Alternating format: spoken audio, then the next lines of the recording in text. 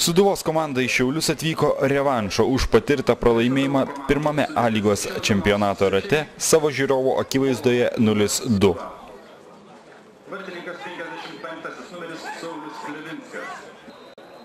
Nuo pat rungtynių pradžios svečiai metėsi į ataką. Į pirmąjį pavojingą smūgį pavojingų reidų atsakė Gediminas Butavičius.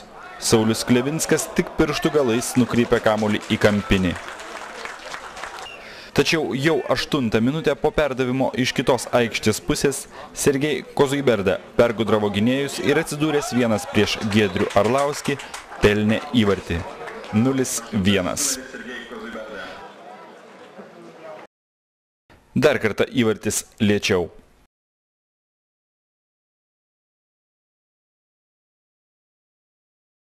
Netrukus Kozuiberda turėjo dar vieną galimybę, tačiau šiauliečių laimiai smūgiavo šalia vartų. Po Edvardo Pšelenskio grubios pražangos, už kurią jam buvo parodyta geltona kortelė, kilo susistumdymas. Tiksliau agresyviai nusiteikęs Marius Skinderis apstumdė kelis šiauliečius ir aikštės teisėją Audrių Žutą.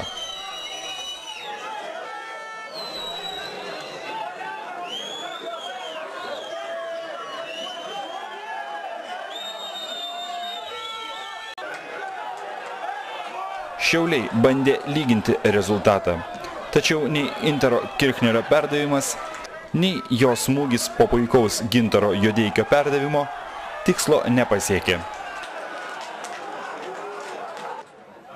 Marijampolės komanda atsakė nemažiau pavojingų Dariaus Maciulevičiaus smūgių.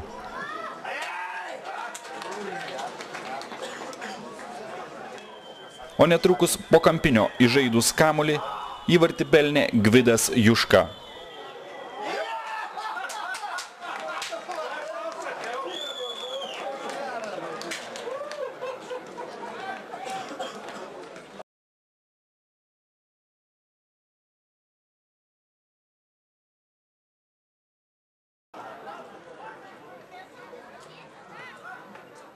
Šiauliai sukruto dar iki pertraukos.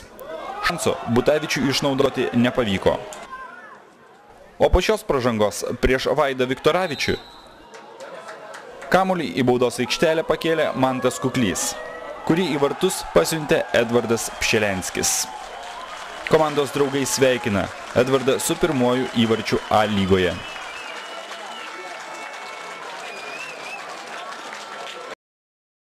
Dar kartą gražus Pšelenskio įvartis. Po minutės šiauliečiai pabandė pakartoti ką tik matytą epizodą, tačiau šį kartą vartininkas sugavo kamuolį. Rungtynių pertraukos metu į aikštę buvo įneštas Šiaulių tauro televizorius, kuris anksčiau ar vėliau bus padovanotas žiūrovams atėjusiems į Šiaulių stadioną. Šį kartą užduotis buvo iš aikštės centro pataikyti į televizoriaus dėžę, bet su sąlyga, kad kamuolys skries oru, o neridės ar šokinės žeme. Vienam iš konkurso dalyvių pritrūko labai nedaug. Televizorius bus lošiamas Liepos 1 dieną. Antrasis kėlinys prasidėjo Davido Arlauskio pražanga, už kurią Šiaulių gynėjui buvo parodyta antroji geltona kortelė.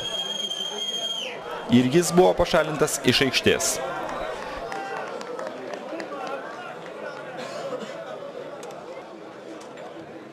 Tai jau antras kartas, kai Davidas aikštę palieka dar nesibaigus varžyboms.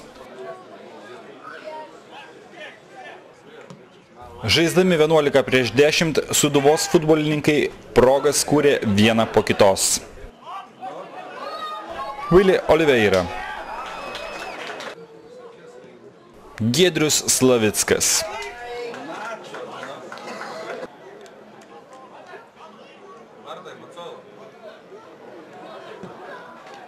šioje situacijoje teisėjas jau buvo paskyręs 11 metrų baudinį, tačiau pamatęs asistento užfiksuotą nuošalę, atšaukė savo sprendimą.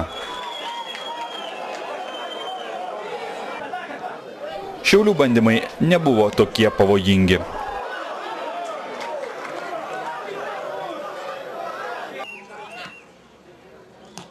Giedrius Slavickas, pabėgęs nuo gynėjų, pats nesmūgiavo, o Juškos smūgis skriejo virš vartų.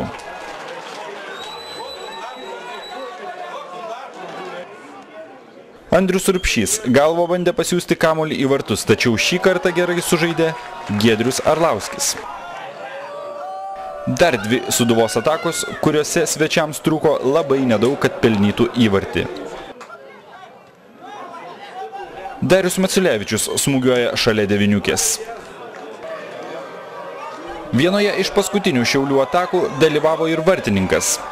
Tačiau tai pasibaigė perimtų kamuolių, Oliveira spurtų ir įvarčių į tuščius vartus.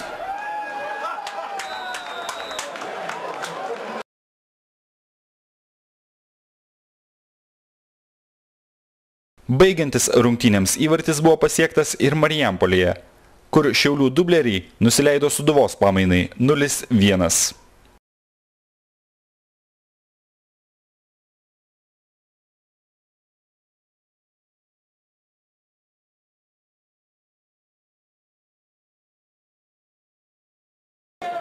Na, o pagrindinių komandų rungtynės taip ir baigėsi. Rezultatu 3-1 nugalėjo Sūduva. Dabar trenerių komentarai. Kovingos rungtynės.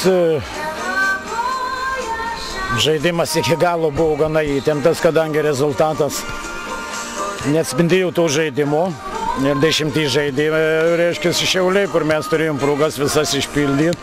Būtų ramiau žaistų, dabar teko gana kovoti iki pačio galo. Rungtynės. Pagal viską tai Šiauliai, tą pačią taktiką, jie nori kaip ir Marijampolė, mes biskį kažką tai pakeitėm irgi. Greitai įvarčiai tie mums papuolė viskas. Nebuvo jau gana sunkius, tik tiek, kad neįmušim tų įvarčių, kur turim užbaigti, kur ta problema. O ko pritrūksta? Pritrūksta meistriškumo, aš kitaip nesakau, jeigu į tuščius vartus žmogus muša virš vartų pataiko, suprantis, tai ko daugiau trūksta. Nesakysi, kad aikštės blogos, yra meistriškumas, suprantis. Pirmą kėlinį tikrai mes pralaimėjom. Ta Sūduvos komanda tikrai meistriškumo parodė, kai jinai tikrai stipresnė ir fizinių stovių. Antras kėlinys, stengiamės kažką tai padaryti, dar tos nelemtos klaidos, išvarimas iš aikštės. Turėjom šiokių tokių progelių gal įmušti. Bet meistriškums tikrai aukštesnis Sūduvos žaidėjų, nes mes išleidom daug jaunų žaidėjų už pagrindą. Pašalintas Davidas Arlauskis, kuris buvo vienas iš centro gynėjų ramščių. Dabar bus sunkiau žaisti sekančias rungtynes su Atlantu? Žinoma, sunkiau. Mes ir taip jau gynėjų neturim, mes statom jaunus vaikinukus į gynybą, ieškom variantų. Dabar tai tikrai nežinau, kad galima vėl turbūt Juodeikį nuleisim į gynybą. Kitą variantą aš nematau. Šelenskis šiandien nudžiugino savo įvarčių ir šiaip žaidimų gynyboje. Na, dar yra tokių vaikiškų klaidelių, bet jos nedidelės. Jos išeina iš to, kai jis dar nepasirengęs tokiai vyriškai kovai, bet jau iš jo tikrai bus neblogas žaidėjas. Dar tai ne jo pozicija dešinės gynėjas, bet šiuo momentu jam tobulėjimui tai tikrai gera vieta.